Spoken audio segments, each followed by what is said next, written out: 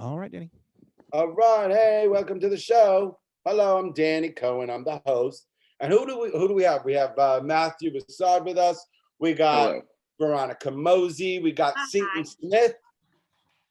Hello. What's going on? Hello. This is the way I host the show. When I host, everybody hosts.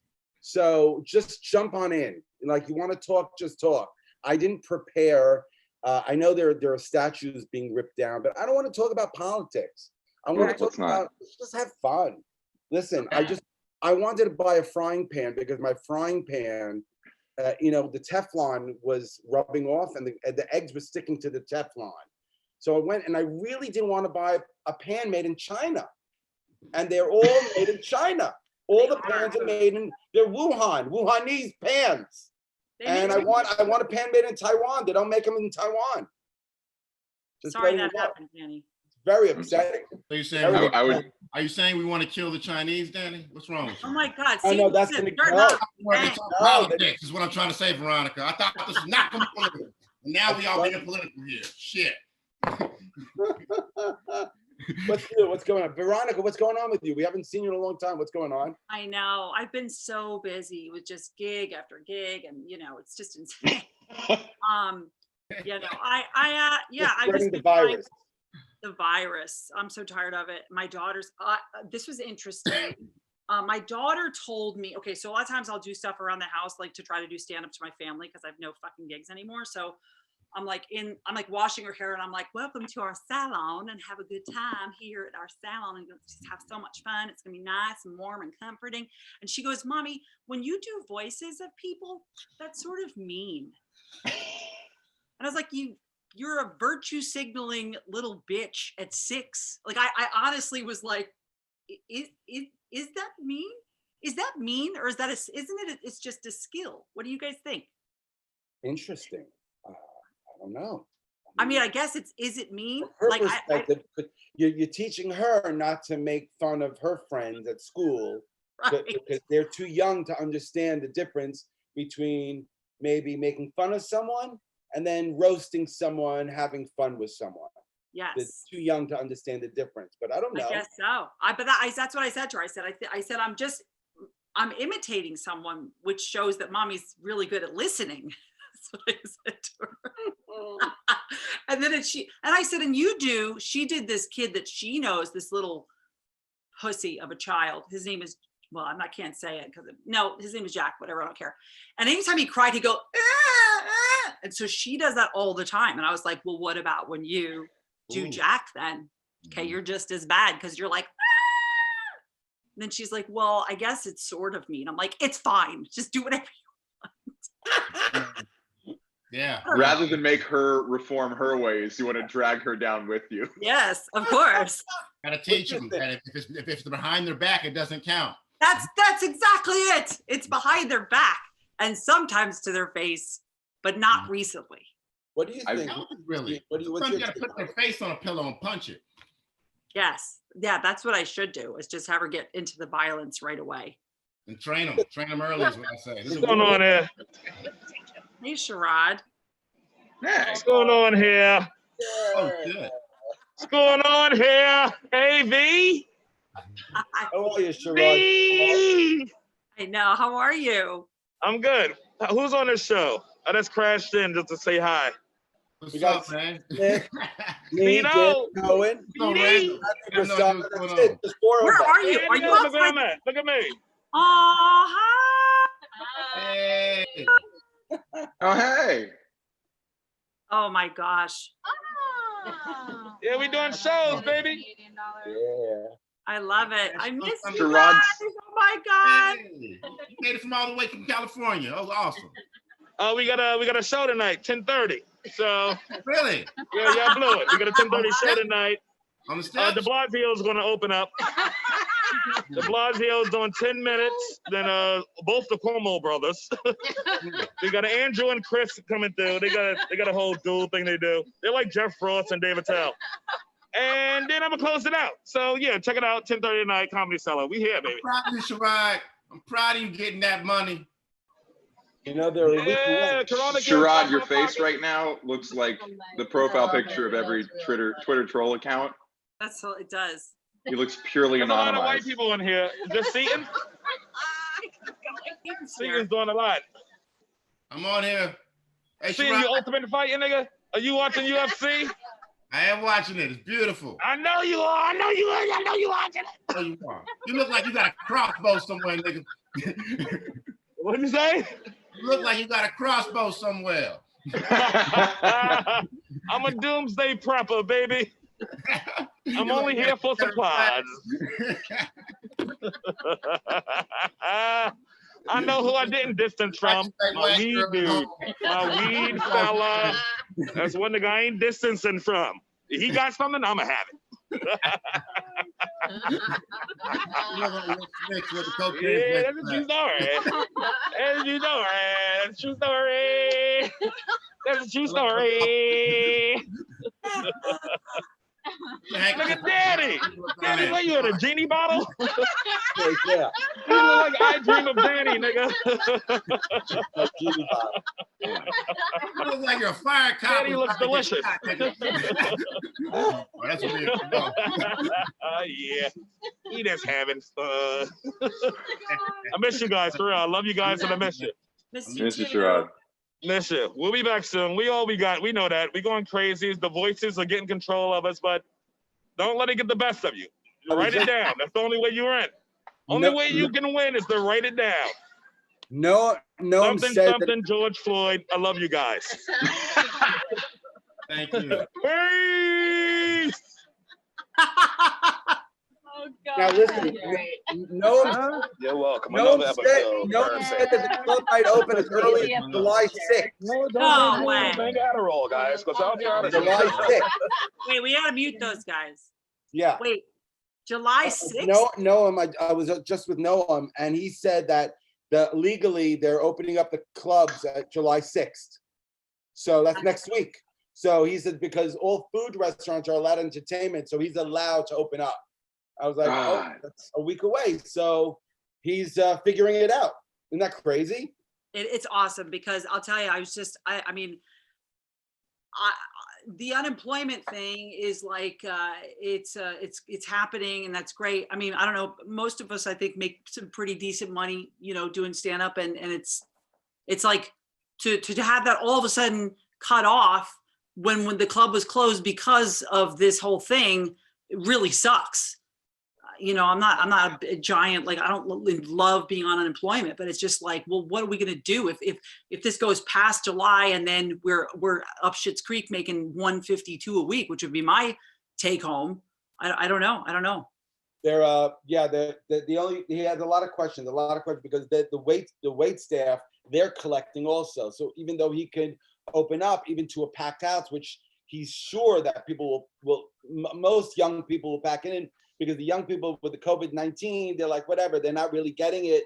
Or if they are getting it, they're not really dying from it or even getting sick from it. So we're gonna have a lot of young audience members that are like, screw it, let's just go. But he doesn't know how so he has to work out the details. But July 6th, he can do it. But he just doesn't know how he's gonna do the wait staff stuff because, are they gonna make more money as doing what they're doing or collecting and just chilling out, smoking and eating all day? Right. Why not? You can have fun and collect, or you can work. Yeah, but the wait staff makes I'm going to go out on a limb and say they probably make pretty decent money. I mean, it's decent money, but they would have to be making more than I think, $1,000 a week, really. Yes, but the pandemic stuff is going to stop as of July 25th. The additional 600 will stop, which would be the incentive to go back to work. Right. Did you guys get the full, like, I know some comics who got like 500 something a week plus the 600. For me, they used one of my 1 cent residual checks to balance out my income for the year. I got a 1 cent residual check from Hey Chauncey, which is the Comedy Central production we did. I did it 2 years ago or a year. 1 cent. So I got the bare minimum and I couldn't argue for it. So that's all I'll get is that 150 something. Wow. What about you guys? How did everybody fare with that? I can't believe I'm not getting those 1 cent residuals from Hey Chauncey. That just sounds great. It made me feel so good. I felt really, really loved. Make a call on Monday. How's I'm- everybody else doing? I'm unemployment. I'm getting in full, which has been very nice. Okay. Yeah, me too. And I don't think residuals count because it's not working. That's what I thought, but apparently they have a whole other system. Yeah, it's really shit. You're right. You get I think they added it. I can't hear you, Seaton. Hey, we got John. Hi, John. What a What's wonderful. happening? Hello. How does it work, they- Professor John? Well, they added it for this in particular because it was a COVID situation. So maybe normally they wouldn't, but they were really just trying to flood the lane with money because you just didn't want people, a pandemic floating around and then people not being able to pay their bills. To avoid the pandemonium, essentially, they were just like, give everybody some money. Yeah. Well, the hard thing is when you talk to another comic who makes about the same income as you, and you're like, why are you getting the 500 something a week and I'm getting the 150? Well, you know what though? It depended because they based mine on some old writing checks. They didn't base it on, normal money that we make. They took mine from, I think they took mine from writing from the money that they took from me from the BET Awards or something. That's what they sent me. But it had nothing to do with like money that we, take from the club or anything like that. So they find something. They were looking for some other paper where you were on paper and said, oh, okay, well, this is what you were getting on paper. We'll send you that. Right. John, what's going on with your lights behind you? Your lights are on. What's going on? Yeah.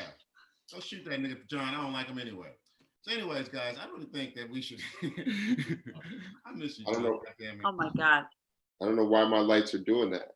I don't like that. Creepy as hell. You have insurance? You have renter's insurance? Do I? Do you? I just went on Lemonade and I just got renter's insurance on Lemonade. Yo, after having a fire, you would think I would be the first one to have it. Yeah. You don't? No, I'm gonna get it soon though, because I did buy a bunch of shit for this. Go to Lemonade. Do it. It's cheap. It's like whatever, $14 a month or $7. Yeah, or a State Farm. State Farm is $120 a year. It's really cheap. Totally worth it. Jeez. I have a story about that. Let's hear it. There was on college at my dorm once a month, people would go streaking. It was a big thing. It's called Baker 13. School about 2,000 or 3,000 people. You cover yourself in shaving cream and go streaking on the whatever the 13th of the month. And there was a guy who ran up to the library lobby and pressed his butt cheeks against a window. This is not out of line. This is a thing that normally happens. But he was a very athletic guy, and he pressed his butt cheeks a little too hard, and I think a 12-foot tall window in a like decades old, maybe over a century old building came crashing down. Oh my God. It was $5,000 to replace the glass, $10,000 to ship it from Europe from the special maker who did it. So the university just billed it straight to his. He might have gotten some stitches. I think he was okay.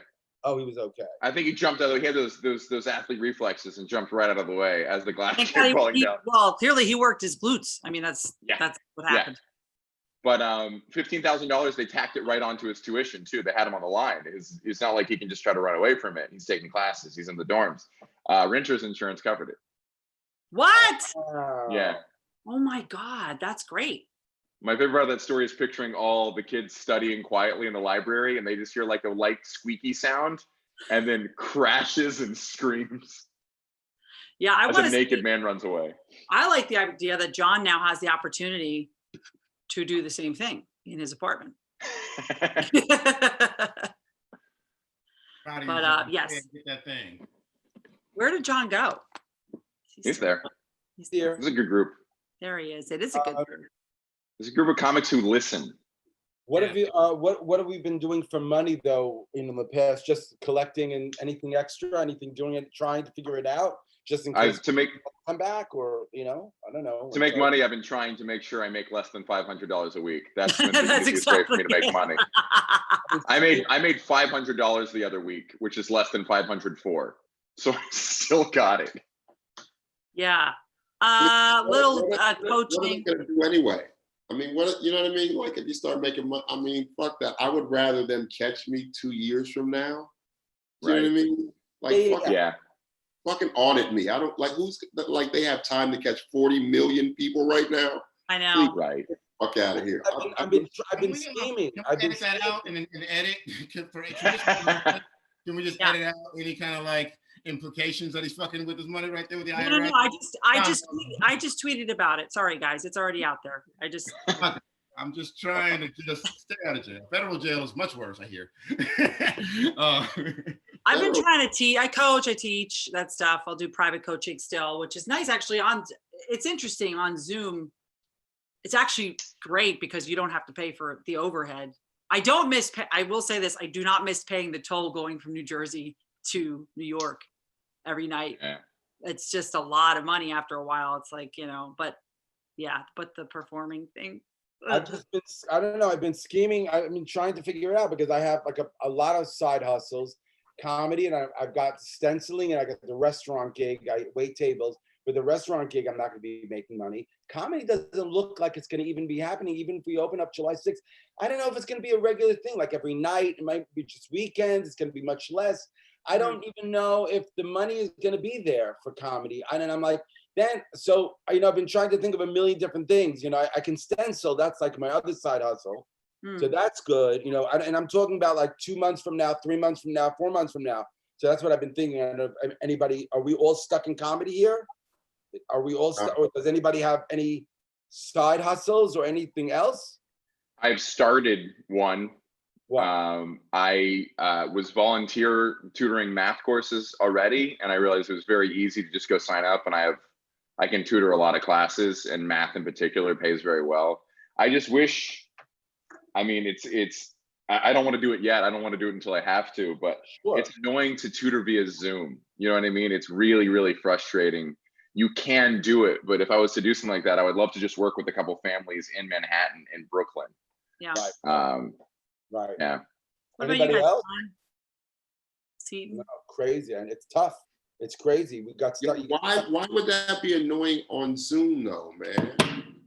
To work through, to keep attention, because math is very frustrating for most people. So your whole thing is to keep them engaged and keep them focused, and to make sure they're not drifting away. And then you have to have.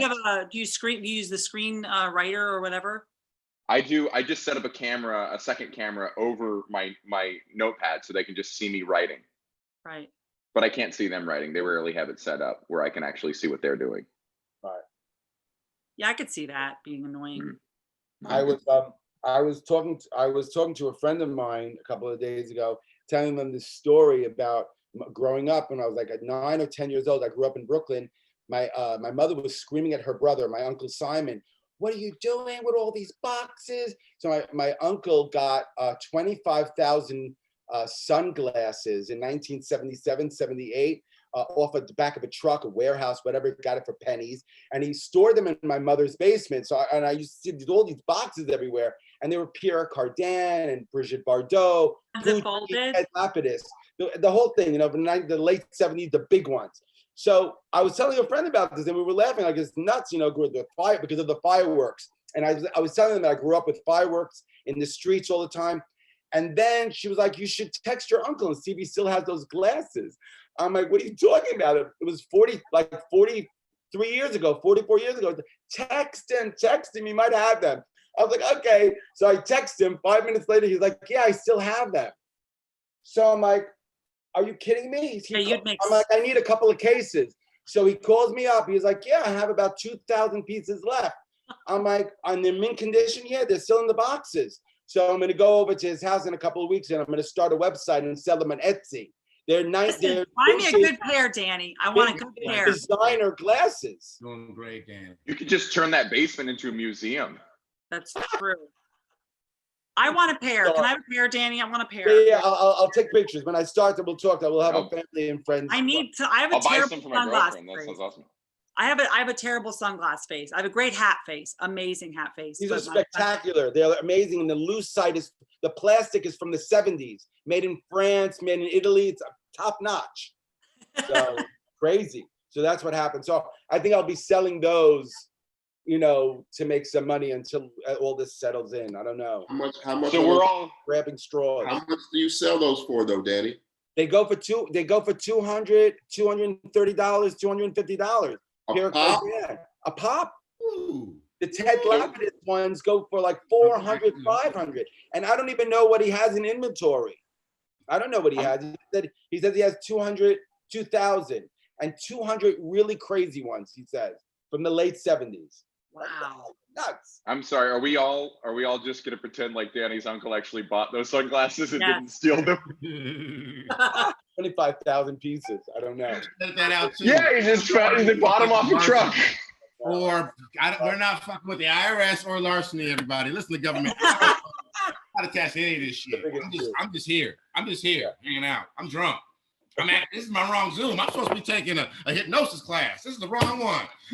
Are those stand-up bits behind you, Seaton? Or is that script writing? Oh, that's a can-damn board. That's a way to like associate progress with certain goals I'm trying to have. What happened to the fourth line, fifth line down? There's something's gone amiss. Something's missing. Yeah, because I'm trying to separate between like live performance and scripts and stuff. One's production, one's more just like shit I do like action, and then more priority and whatnot. What did you call it? A what board? A can-damn board. K-A-D-A-M.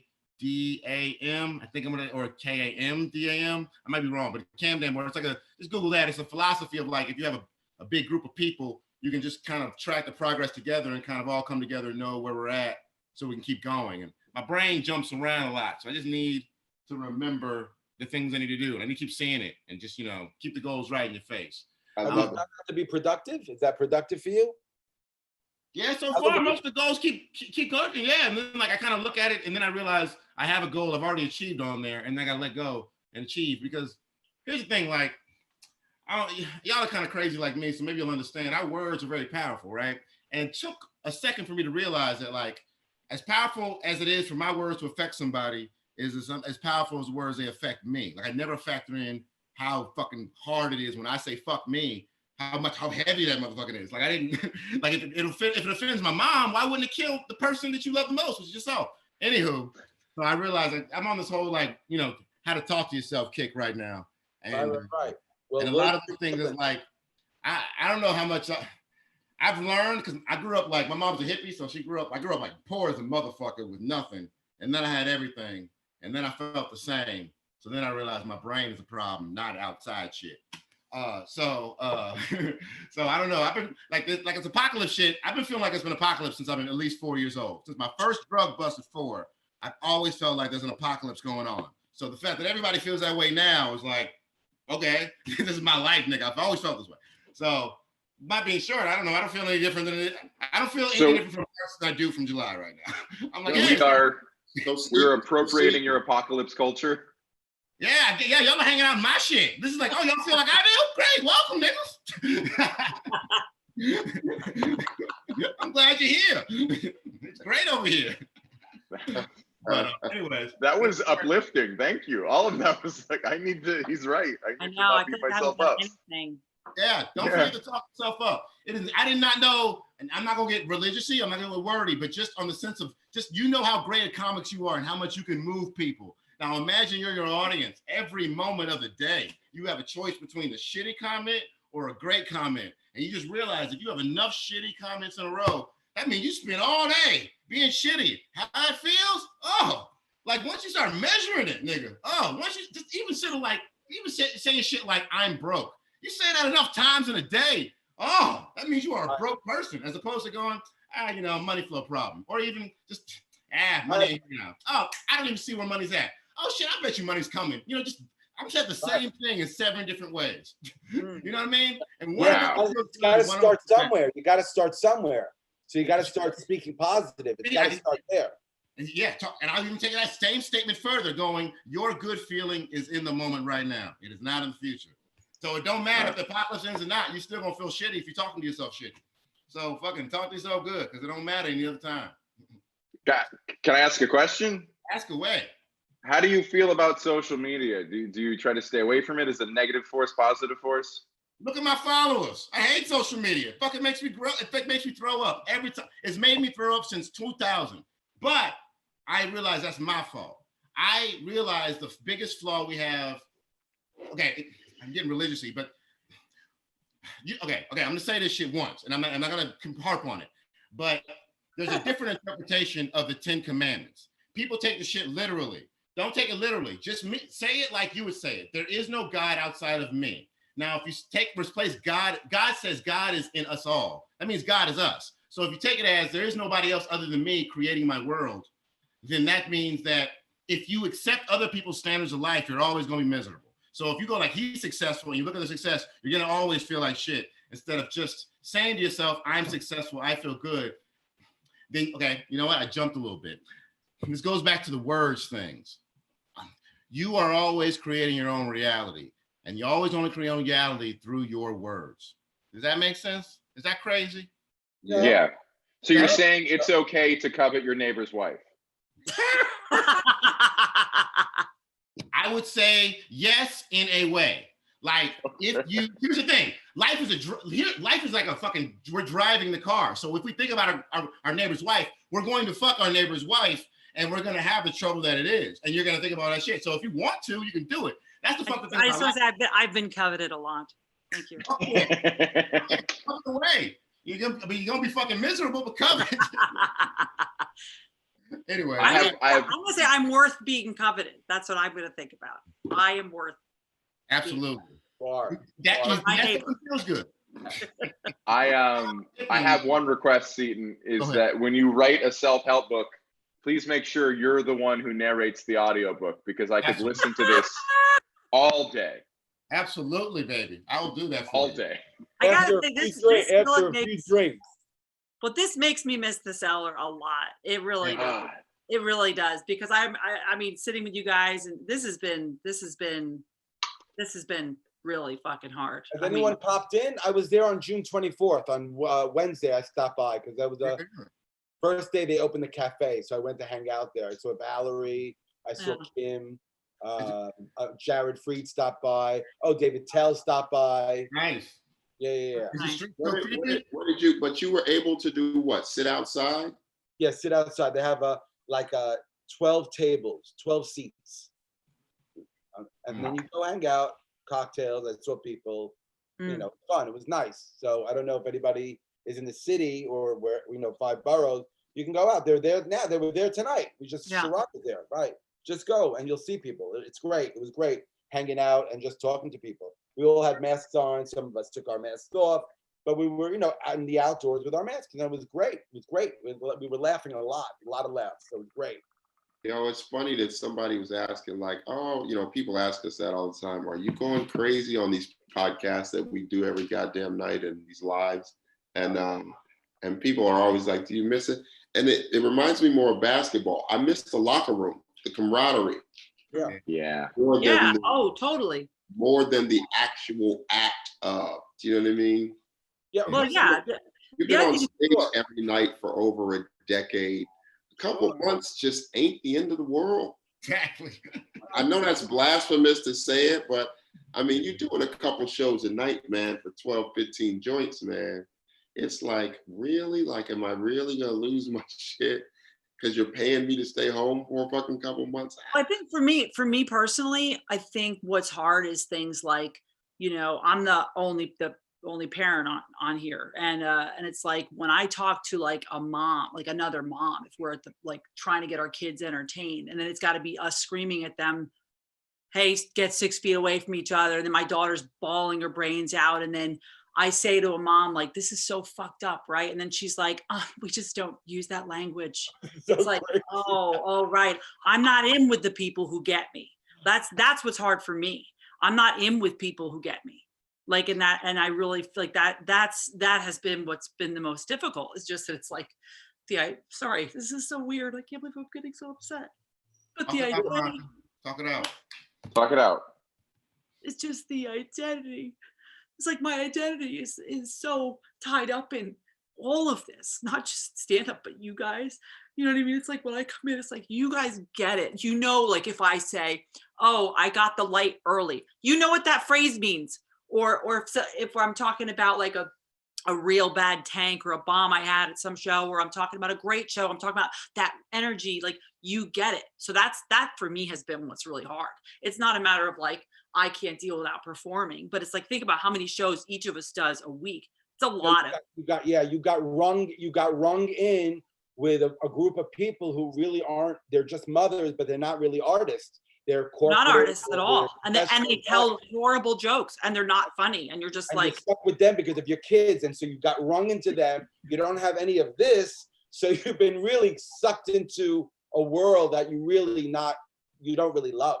Right. You gotta start, you know what you gotta do? You gotta start poisoning them and write a book. I'm telling you.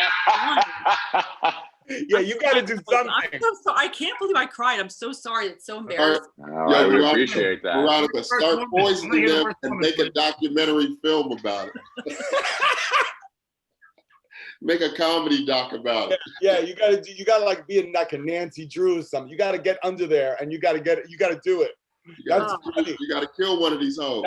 That's a great perspective that you got sucked into this round. No, well, I remember this woman in this old Facebook page that people used to go to, and her name is Heather Wilson Tomiyasu, and it's exactly how she was married to a Japanese guy because I think she thought it was trendy, and everybody was always like, "Oh, Heather Wilson Tomiyasu, what do you think?" And I'd be like, "Who gives a fuck about women?" And once in a while, you'd say that to a woman in the park, and she'd be like, "Oh my god, I fucking hate that fucking bitch so bad." And I was like, "Oh my god, I love you so much." You know what I mean? But those types of things are few and far between because you're always like, kind of worried about what people are gonna think, and then it's the PTA and all this shit. You're just like, I can't be.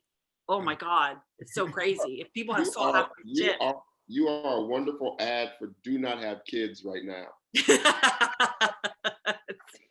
This all just reminds me of how hard it is to communicate with people who don't do stand up. Like that John just made you went from crying about this very vulnerable thing, and then John made this joke about murder, and we all could just switch gears on a dime. We could all turn around from crying to laughing together, and no one thought it was rude. We all appreciated John making a joke because that's how you feel better. Like a lot of people, they think a joke is disrespecting a solemn event. I find it is like if I write a joke about something, it's because I care. So thank you, John. Thank you, Veronica, both. We all jumped on board. We all know that it's the laugh that's going to take us. It's going to heal us. You know, right. Again, I think people like laughing's wrong. It's funny because comedians, so much comedy is based in negative thought or, like frustration and worry and anger and all that stuff, right? But then in real life, when you try to express that, people are like very uncomfortable with it. Like I was in Costco and I'm wearing my mask and I just turned to the guy behind me just for shits and giggles. And I was like, I go, man, this sucks, right? He goes, whatever keeps us safe. And I was like, oh God, fuck off. Like, you know what I mean? Like, you're just like, I can't deal with you. Like, it's just, obviously I'm just making, oh my God, it's so crazy. Yeah, man. People just can't understand that sometimes what seems like moving away from a thing gets you towards it. Sometimes being negative actually creates a more positive atmosphere. Yeah. It's so counterintuitive to people that sometimes disrespecting or saying something, sometimes saying something mean can be the nicest thing. Sometimes saying something negative can be the most uplifting thing. I think just people don't, that guy at the supermarket doesn't process that you sharing that was actually a way of trying to lift you both up. Yeah, it's like we're in this together is what I'm saying, which is all we ever hear is we're in this together, Then you try to connect and people are like, we're not really in this together. You know what it is? I think people like equate emotions, like one emotion is bigger than the other in the sense of like they think being afraid to take a test versus being afraid to have a gun in your face. They think that's two different fears. And now that's the same fear. Fear is fear, love is love. You know what I mean? So like, so you have to focus on just, fun things and joyous things. And so like when you're making fun of something horrible, you're looking at something horrible and finding the most joyous thing of it. It's the most powerful thing you can do emotionally. You know what I mean? It's fucking healthy, So that's the misunderstanding of what people's emotions are. Like, you can't laugh about that. You're like, no, that's just pain. And you have to go through everything. And I've luckily gone through almost every horrific thing. So I can be like, no, it's all feel the same.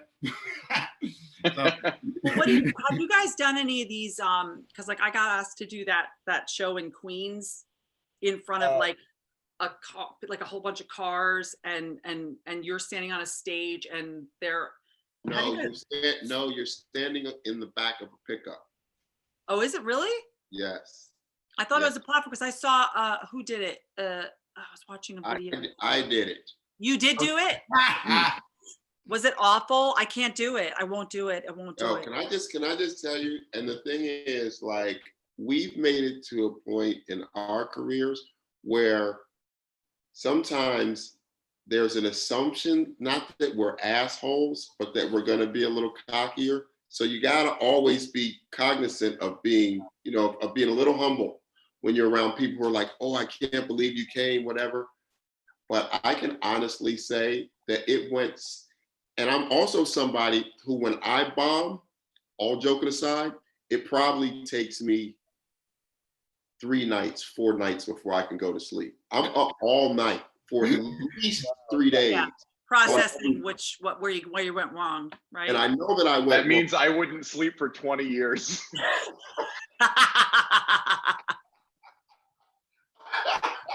Yo, bro, straight up, Matthew, I know you think I'm joking. Like it takes me 3 nights to get back to sleep.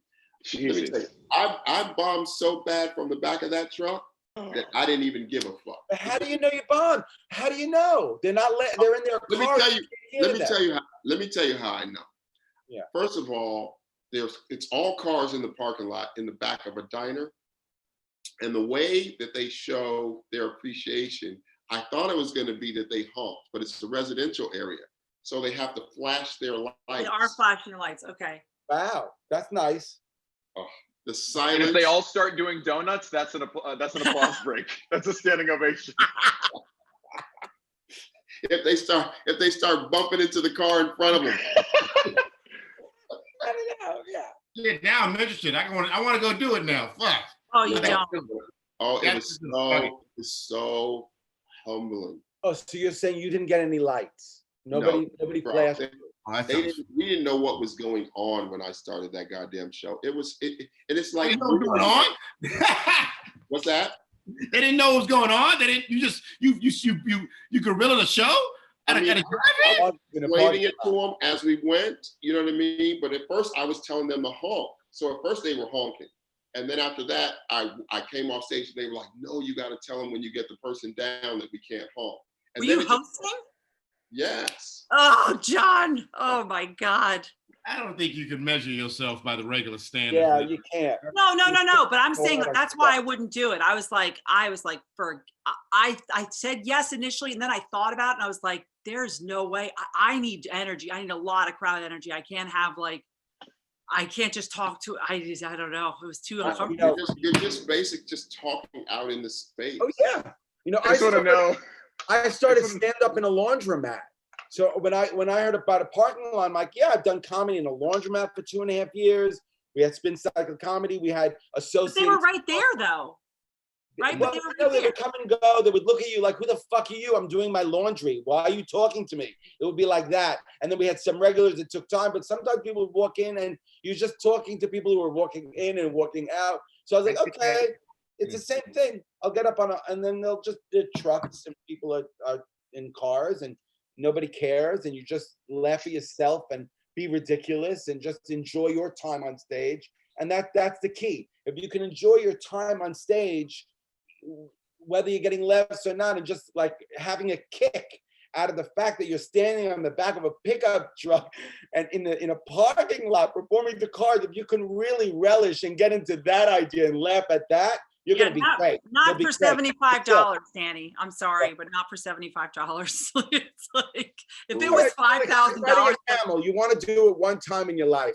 I wish I was asked. I would have done it. I want to do it at least one time, so I can say, "Oh, I did it. It was great." You can do it. I'll send you. They pay $75. I'm gonna do it. Fuck it. I'm doing that. I'll send you guys the information. And then you know what? I will say that I do, from a historical perspective, because I have the picture. That's good, so that I can say, "Oh yeah, during this time, this is what happened." But from a self-esteem perspective. The next day, I was at Rite Aid, like, "Yo, where's the self-esteem? Because I need 2 packs of self-esteem." I lost my shit up in Astoria, Queens last night behind the diner. So I had it with me when I got there, and then poof, it just disappeared. And when I crawled up on the back of a pickup, and nobody flashed their fucking lights. Unbelievable. Yeah. But then there have been some great shows. There have been some great shows across the country. No, Danny. Yeah. Danny, I think there's something else happened. I think you actually, the reason why you were thinking about that for 3 days is because you couldn't find another stage the next night to get your mind not thinking. Your brain still looking for just problems. No, because Chaser. you know what? What's crazy though, Seaton, is I've done shows where I bombed, gone up, done a show right after that, cleaned it up. I can't get it. The bomb sticks with me for days. Yeah. But Days. this one shouldn't. It really shouldn't. That's a unique situation, John. That's No, great. it went so bad, Veronica, that I was just Dude, like, of course it's gonna go bad. There's people sitting in their cars with masks on in their car. They're not. John, You know, you can't hold on to it. You got to let it Danny, go. Danny, I just want to know, I slept like a fat ass baby. Oh, how do you do crowd work with cars? Is what I want to know. Feel like Volkswagen Jenna, where are you from? And they're like, Germany. Just switch all your racial stereotypes with car brand stereotypes. Maybe it would work. Nice. That's funny. You know what they say about Hondas? that's awesome. That's great. That's great. That's a great bit. That's hysterical. Oh man, I think if they did comedy, can I tell you guys a nightmare that I had about this whole thing? I swear to God, same nightmare in 2 nights. It was me on stage at the Village Underground, but there was no stage. I was on the floor, and only Red was playing because they couldn't social distancing. Jeremy wasn't allowed to play, and the club was filled to 30% capacity. That was like one of those things I just knew it in the dream. So it was like one table here, a bunch of people, another table here, another table here, and I couldn't remember any of my lines.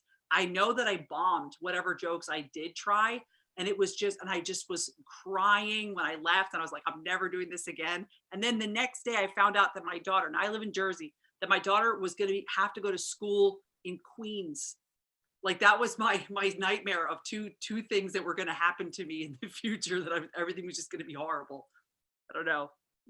I understand at this moment why you are a more like productive person than me. Your dreams are more logistically feasible than mine. Of like all of the technical elements of that dream, like mine would be like a dragon and my dead dad back alive, and I'd be naked, and then suddenly we'd like, that was such a feasible dream scenario. Is it? Because that sounds. That Rhett would be there. Totally. In fact, it's so feasible. You're a music theater major. You had Red next to you. You could have said, you know what? I don't have the jokes, but you know what? I'm going to sing a song from a chorus line. Hit it, Red. And you could have just started, you have a beautiful voice. Nobody knows about that you have a beautiful, you know that she can sing? She has a beautiful voice. Does anybody know? Thank you, Danny. Thank you. Did not know that, man. She's got a voice. She knows how to sing. Veronica, you holding out? I am. I'm not going to sing right now. But What kind of singer are you? Well, you like musical theater? I like standards, like old school stuff. Like Oh wow, Stormy I like Weather. like Patsy Cline, Dinah Washington, that kind of stuff. I love all the old stuff. Wow. Oh, They can check out your video, Veronica. Which video? What video? The one I did with my husband? No, the one we did. Oh, that's right. Yes, with Rick. Yeah, Baby It's Cold Outside. Yeah. Baby It's Cold Outside. And then somebody did a Baby It's COVID Outside. It was so not as funny. I'm just letting you know. Ours was much better. Sure. Checking that out. Yeah, Baby It's Cold Outside with Rick. We were making fun of how I thought the song was already revamped to be like really sweet. And because after John Legend said that it was like really dirty and a terrible song, I was like, what if the song was actually dirtier than that? And it has things like Rick singing like, "Can I lick your thighs?" It's like really funny. It's pretty bad, but it's good. Never saw it. But Where anywho, can we see that video? Is it anywhere? it's on YouTube. It's on YouTube. On YouTube. I'm looking at it now. There it is. I just tune out. Like I'm continue, guys. No. That's okay. Like if you start masturbating, I'll be concerned. That'll be. Oh man, I can't masturbate in my office. I got a bedroom over here. But Matthew did that. Matthew was he was the PBS like, I don't know what we call that, the representative or whatever. What? MC? I don't know.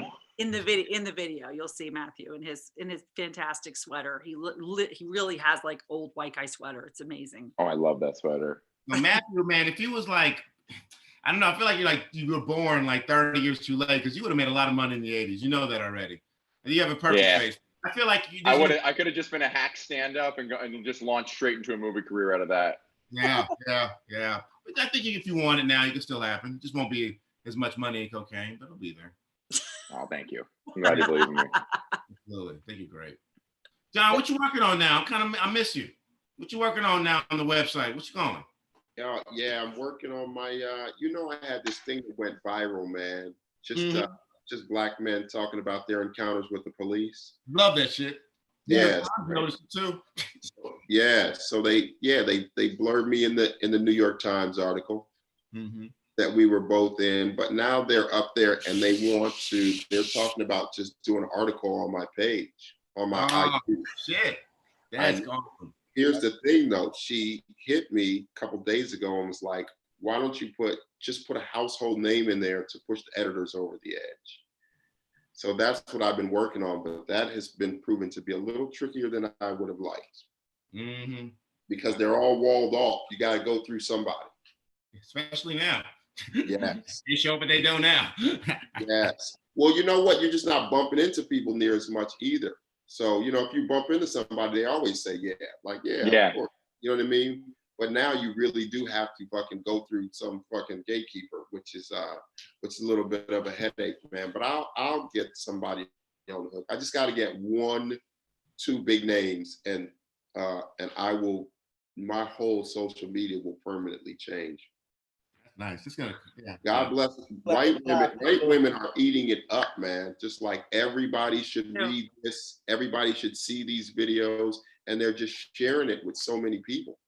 You know what I mean? I think you should do a counter video with white women and their encounters with the police. And then I could say something like, and then I remember I cried like this, just a little bit. And then he let me go. It was horrible. He asked me why I was holding my high heels in my hand. It's funny. That's like good. I cried a little bit, and then I finished robbing the bank. Yes. We need to do it. Let's do something, John. We'll talk after this because I think it'd be so great if you interview people and we're like, I'm feeling for what you went through. But the page has exploded, man. That's great. Fucking exploded. So yeah, hopefully, man, I throw a couple names up there, man, and they come in. You know what's so crazy is even if the Times didn't come in after I threw names in, it would still erupt anyway. Yeah. You know what I mean? The whole thing would erupt because it's exploded with no one on there. Yeah. That's just from the stories where people are like, we've never heard shit like this before. You know what I mean? You throw some big names on it, it would explode anyway. But I mean, a PR company called me and they saw it and were like, this is crazy. We want to work for free. So there's probably going to be some, a bunch of media, BuzzFeed, Complex, and 2 other joints hit me. And then the New York Times wrote it up. But now the New York Times wants to do their own thing with it. You'll get names. You'll get them. Yeah. This is great momentum, man. I remember when he first started doing videos and shit. It was just so like nothing, and then just figured it out 2 years later. It's just really cool to see a lot of people during this whole COVID shit still have been kind of opening up, finding their true selves. Finally, like stop doing all the other bullshit and focusing on what they need to focus on. John's videos. You know what's so crazy is I tried. The funny thing though, I was trying to find something funny right after that thing happened. But I was so disturbed that I ended up just making the post about my run-ins with the cops, and it just exploded online. Like people were like, "Yo, this is crazy," and then people started asking me to actually make a video instead of just what I had typed out. You know what I mean? And then like it was a relief when I saw the Chappelle special because I was like, "Oh shit, he couldn't find nothing." It was hard to, you know what I mean? The rage was so crazy. It was this white friend of mine, this girl, and she said, yeah, John, George Floyd was the fuel for all of this chaos that's going around the country. And I was like, you are a white woman. You really don't even understand what you're looking at. I said, George Floyd was the match. The fuel was all the times that the cops have violated us that we didn't do anything, that it wasn't on camera. All that video was the anger that the dude in Minneapolis, if you watch the original night when Minneapolis went up in flames, there's a dude standing there with a skateboard, and he puts the skateboard through the back of that police cruiser. That was the match. It wasn't about that video. That was all the times they had fucked with that dude, that he didn't say nothing. He couldn't do nothing. He didn't, even after the stories that started coming in, I'm standing around with my homies, and I asked them, after we're exchanging war stories, all the times we've been robbed or whatever by the cops. And so after we get done exchanging the stories, I said, who did you tell? Crickets. None of us had ever said, we just squish it down. And finally, the dude with the skateboard was like, you know what? Not tonight, bitches. Bow. And that's where all this shit came from. And then it just unraveled. That motherfucker was the match. But I couldn't find the funny in that. So I end up putting the post up, and then it erupted. Nice, man. Erupted. Yeah. But like I said, I just need a couple of big names, and then it's going to really, really erupt. And then, like you said, Seaton, then it's like the slot machines in Vegas. That's when the followers just, and you see the fruits of your labor of the last 2 years. You jump up to 500,000, 1 million followers pretty quick, and then I'm on the road, and I'm not talking to none of you motherfuckers out there. Just so you know. Hey, John, I need a household name for one of my Instagram videos. Will you do it? Yeah, right, exactly. I'll be like, hell no, I told you I was fucking not talking to none of you motherfuckers. What about Kevin Hart? What about Kevin? Because he had that thing with Keith and Rachel. I know Kevin has stories. We all have stories, but getting to Kevin is a whole nother discussion. I don't have Kevs, you know what I mean? Them motherfuckers change their numbers all the time. So Right. yeah, I wish that I had because Kevin's a nice guy too. He's a very, very, very nice guy. But I've heard he's a very generous person. Yo, he is an unbelievably, not like for real, give the shirt off his back type motherfucker. Kevin is the nicest person. Only person I can think of that's in that range is Artie Fuqua. Also very nice guy. Very generous guy. Who is just naturally from the heart. They don't have to like try. Kevin is that good of a person. He really is that good of a guy who really just naturally. I'm not, people are always like, oh, everybody likes, but I'm not that nice of a guy. I always said that. Yeah. Hey, have you been seeing those videos on Facebook with the big lawns and then the stage and people on lawns in like middle America, down south, I think? They're sort of not drive-throughs, but they've taken over a sort of like football field and people are performing outdoors. Have you seen that? Mm-mm. No. Well, Seaton, you just did the joint with Che where it's outside, right? In a parking lot or something? Yeah, man, in a parking lot. We chased up the truck and he had them all far away. And then they kind of lined up in the fence and so they kind of got a little dense towards the end there. But, Where was that? Queens, Long Island City. Oh, okay. That's cool.